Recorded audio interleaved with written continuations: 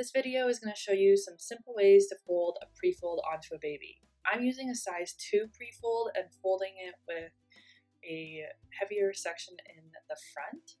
This is just like a general kind of fold up the front and then you pull the backs behind. I'm using Bowingos to attach it, but you can use any sort of fastener from a snappy to even diaper pins. So you fold the diaper onto baby or the pre-fold, and now we're going to attach the cover. And the cover, the tuck wrap and go cover here, is our waterproof cover that now allows you to get baby dressed. This doll probably won't be able to wear real clothing, but you get the point. If you are less likely to be perfect like I was with this first demo, I wanted to let you know that you can use something smaller, like maybe this size 1 BambooLUXE, and do it a little more sloppy. This kind of just fold it all up between the legs and pull it around will do.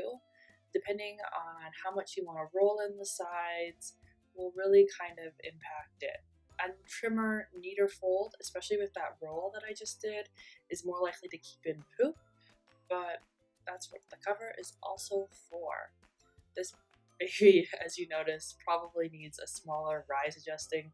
When you fold on a diaper, you often get a much smaller fit. If you have any questions, feel free to drop them below or send us an email.